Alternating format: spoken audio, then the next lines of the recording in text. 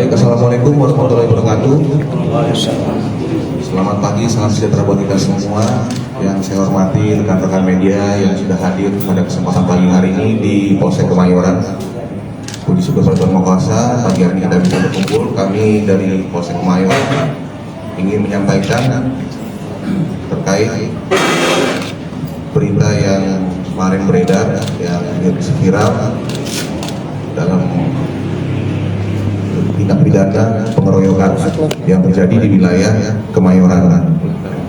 Jadi perlu saya jelaskan di sini, untuk kejadian ini terjadi pada hari Sabtu tanggal 17 Februari 2024 pukul 14 WIB, di mana kejadian ini terjadi di Indomaret Kodam wilayah tersangka satu menemui kedua korban di Indomaret Batu. Kemudian kedua korban terjadi cekcok. Tersangka satu menemui kedua korban untuk menagih hutang. Akhirnya berselisih paham, akhirnya terjadi keributan dan tersangka satu dipukuli oleh kedua korban di halaman parkir Indomaret Batu. Kemudian korban kemudian tersangka tidak berterima. Tersangka kembali ke kediamannya dan mengambil sebilah arit dan menyampaikan hal yang dialaminya ini kepada kedua tersangka lainnya. Kemudian ketiga tersangka kembali ke Indomaret Batu, lalu menyerang kedua korban di halaman parkir, sehingga kedua korban melarikan diri, mengamankan diri di dalam Indomaret tersebut, sehingga di dalam Indomaret terjadi keributan, cekcok, dan terjadi adu jotos. Pada saat kejadian, tersangka satu memukuli korban, membaca korban berulang kali dengan arit yang sudah dibawa. Kemudian kedua korban memukuli kemudian kedua tersangka memukuli kedua korban, kedua dengan rak besi dan tangan kosong. Setelah melakukan aksinya, ketiga tersangka melarikan diri. Kemudian pihak Indomaret melaporkan kejadian tersebut ke Polsek Kemayoran. Lanjut untuk unit reskrim Polsek Kemayoran melakukan penyelidikan dan melakukan penangkapan. Alhamdulillah pada pukul 17.30 tersangka pertama berhasil diamankan di kediamannya di Jalan Haji Kemudian pukul 11 malam tersangka kedua berhasil diamankan di tongkrongannya di wilayah Hutan Panjang. Lanjut setelah pemeriksaan pendalaman, unit reskrim Polsek Kemayoran berhasil mengamankan tersangka ketiga pada hari Senin dini hari pukul 2. Setelah itu ketiga tersangka kita amankan di Polsek Kemayoran, kemudian dilakukan pemeriksaan intensif. Untuk kedua korban korban pertama mengalami luka sobek di bagian bibir, kemudian luka sobek di lutut sebelah kiri, kemudian luka di patah kaki sebelah kiri, dan jari telunjuk kiri mengalami patah. Untuk korban kedua mengalami luka memar. Kedua korban dirawat intensif saat ini di Rumah Sakit Yarsi Cempaka Putih. Pasal yang dipersangkakan kepada ketiga tersangka adalah 170 dengan ancaman hukuman 5 tahun 6 bulan. Dari kejadian ini kita mengamankan 4 barang bukti, yaitu sebilah arit, kemudian 2 buah rak besi, baju korban, dan surat visum. Lanjut untuk kegiatan ini saat ini masih dalam pendalaman untuk mengetahui apa sebab musabab. Setelah dilakukan penyelidikan, hutang yang dimiliki oleh si tersangka dan korban ini sebesar Rp130.000.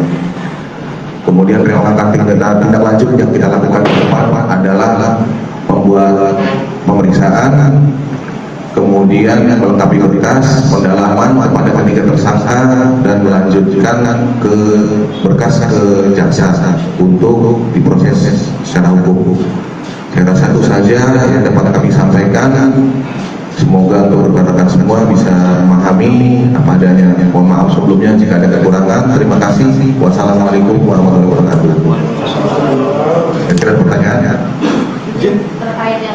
istri itu bagaimana Pak? Awalnya kan infonya ya, itu yang beredar saat ini ejek istri. Setelah kita dalami ternyata masalah hutang piutang sebesar 130.000. Tapi ejek istrinya tetap juga ada. Kalau untuk ejek istri tidak ada. Oh berarti tidak ada. Tidak ada istri. Ya. Ada lagi. Untuk 3 TSK ini inisialnya siapa? Ya. Pertama, kedua, yang korban itu yang punya utang siapa? Korban satu atau korban kedua? Oke. Untuk tersangka inisialnya tersangka utama KPH, kemudian tersangka kedua SU, tersangka 3 ST. Yang punya utang korban itu korban satu atau korban dua? Untuk yang punya hutang adalah korban AS. Kedua korban berprofesi sebagai juru parkir. Untuk tersangka pertama berprofesi sebagai supir bajai, kemudian tersangka 2 dan tersangka 3 ojek pangkalan. Ada lagi? Satu lagi korbannya inisialnya S sama AS dan TA. TA. Saat ini kondisi korban gimana? Saat ini kondisi korban masih dirawat di rumah sakit Yarsi. Untuk korban itu benar adik kakak ya? Untuk korban adik kakak. Umur itu berapa? Kalau untuk korban usianya 35 tahun dan 29 tahun. Yang mana? Kalau untuk yang AS, korban pertama itu usia 35, korban TA usia 29 tahun. Untuk tersangka betul anggota ormas? Tersangka bukan anggota ormas, tersangka warga biasa yang merupakan profesi sebagai supir bajai dan 2 orang lainnya sebagai pangkalan supir ojek di pangkalan. Ada lagi yang lain? Yang papa mau diajak buat ada jodoh sama yang Dukiannya kenapa? Karena mereka tetanggaan. Kebetulan ketiga tersangka ini kakak beradik. Jadi satu lagi ada di situ yang menyampaikan kan. Tadi tersangka sama korban semuanya adik kakak. Adik kakak.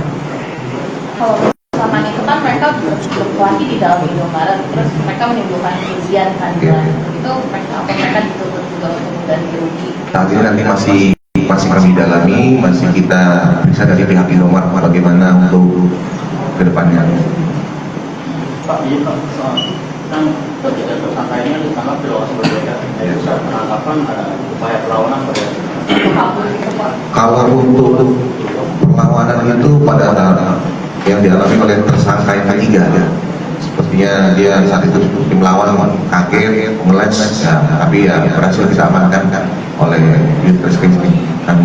lokasi penangkapannya di mana Pak? Untuk lokasi pangkalannya di tongkrongannya di daerah Harapan Mulia ya, untuk tersangka ketiga ya. Yang tukang ojek ya? Ojek pangkalan. Terus ada izin ada indikasi narkoba. Kalau untuk ketiga tersangka tidak ada indikasi narkoba, kami sudah melakukan tes urin, berarti hasilnya negatif. Izin Pak, ini kan ada senjata tajam ya. Apakah ada penambahan pasal seperti kita ketahui kan senjata tajam tidak boleh dimiliki oleh orang yang nanti punya hak untuk itu.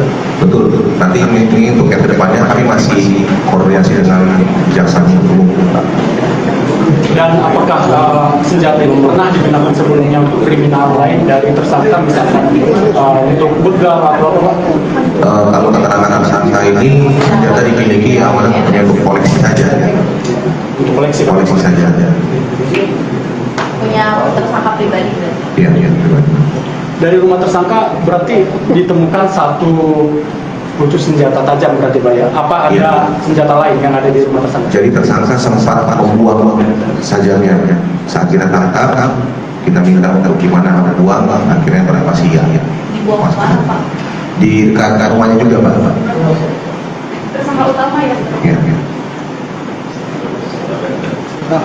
Apa mungkin Bang memang sebelumnya korban dengan pelaku ini pernah sengket sebelumnya, jadi dia ada dendam gitu Bang, sampai dia kan sampai niat balik dulu ngambil itu, jadi kan ada ya itu kayak dia pernah sakit hati sebelumnya juga sempat keributan juga, gimana Bang? Hasil pemeriksaan tidak ada.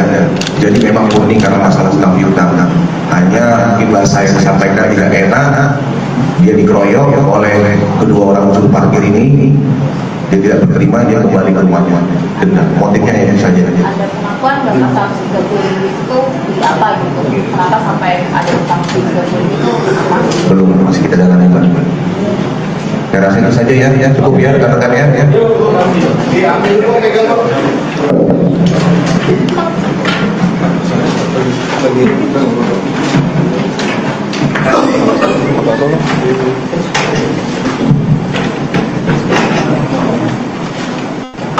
Oke, izin komandan. 1, 2, 3. 1, 2, 3. 1, 2, 3, siap. Oke. Terima kasih ya.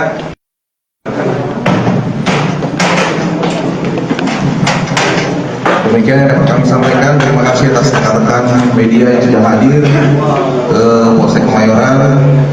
Saya ucapkan terima kasih sekali lagi. Assalamualaikum warahmatullahi wabarakatuh.